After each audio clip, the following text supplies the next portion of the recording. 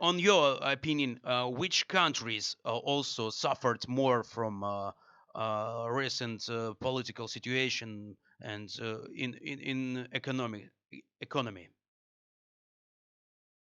Well, I would say not the United States. You know, we have our own energy here, and so it's really not us. I mean, it's going to be the Eastern European. You know better than I do, but it's going to be Poland and the Eastern European countries that are right there in in the So close to Ukraine. I would think they're the yeah. ones who have suffered the ones who have.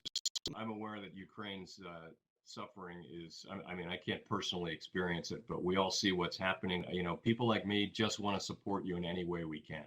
But I have limited ways to do that in my professional job. So I just talked to Christine Lagarde recently, and she told that they have already tried to minimize inflation. It's um, they got already around 7% inflation. It's a prediction for them, but there are a lot of many countries. So what do you have your prediction about inflation in the U.S.? I do, yes. Our policy rate quite a lot last year in order to slow the growth of the U.S. economy and enable inflation to come down, and we think that's working now. And I think we're very much on track to get inflation back down to our target, which is 2%. A lot depends on what happens in Ukraine on that, Mhm. and happens with Russia and their Mhm. energy, and also with the opening of China. If the rate is raised further, the standard of living of the population will fall.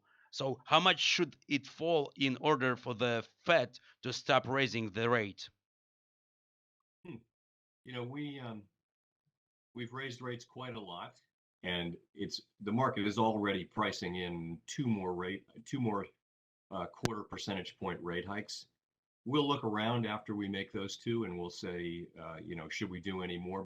And then the question will be, how long do we keep rates at this level? And I think we'll Mhm. keep them there for quite some time. Because the decrease in inflation is clearly less than we would like.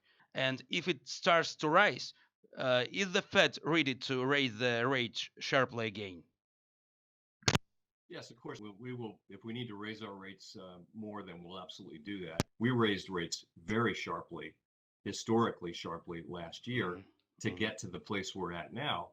No, in other words, does the Fed think that inflation should be reduced to 2% at any cost? Well, so we think we do need to reduce inflation to 2%. That is our obligation. But I think the Mhm. path there, as we walk that path down to 2%, we'll also be considering, not at this point, but a little further on, we'll be considering, the effects on the labor market as well.